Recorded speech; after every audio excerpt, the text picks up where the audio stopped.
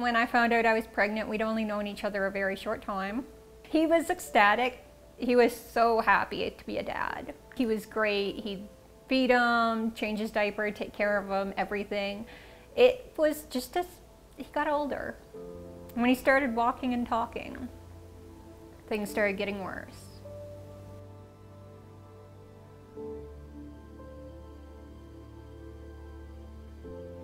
Sometimes he did spend time with us, like skating, fishing, and most of the time he just sat and played video games and yelled at me. It just slowly started getting worse and worse, and then he'd quit his job and he'd change jobs and he started drinking a lot, and it just kept escalating slowly over the years.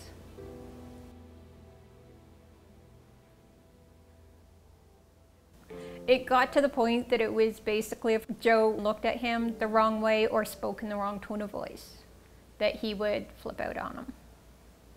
He hit me about 23 times a day. It scared me because I didn't know whether he'd take it too far one day. He had a lot of issues in school. The worst of it started right after his dad was incarcerated. Every four-letter word under the sun, name-calling of the teacher, yelling, screaming. I just had a really bad temper, so every little thing would get me mad. He had made threats on his own life, and he had actually made threats towards the school. Sometimes he'd come down to the office and we'd find him underneath the bench in the office, curled up in the fetal position. I'm just sad that I used to do that. Well, the Calgary Police Foundation is a new entity. It's a not-for-profit entity in partnership and support of the Calgary Police Service.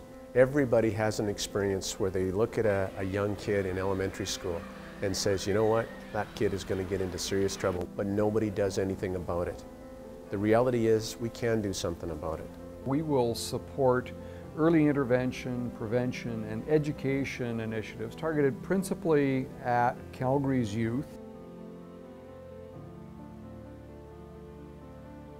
They gave him goals to meet. You know, they'd take him out for lunch if he was able to attend classes once more each day. All these little goals to get him to step forward and move forward. I don't get mad anymore. I don't throw books. He's gotten to the point that instead of attending 3 out of 8 classes, he attends 7 out of 8 classes every day. Certainly after about 2 years, there's certainly some struggles, but the change that we have seen in him, it's been significant. His grades went from being below 30 to he passed every course. There's been so much research that identifies that if we get to kids prior to them leaving elementary school, we can have a significant impact. So by building the foundation, it's going to give us that opportunity.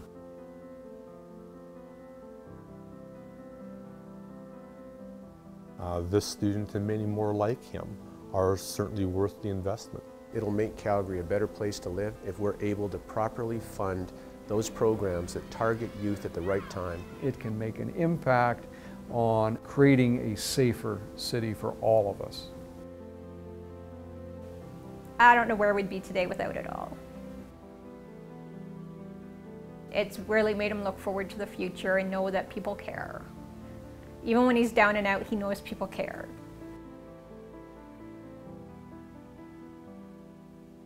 His goal is to be an officer. He's not exactly sure what kind. There's all these areas. He wants to be everything.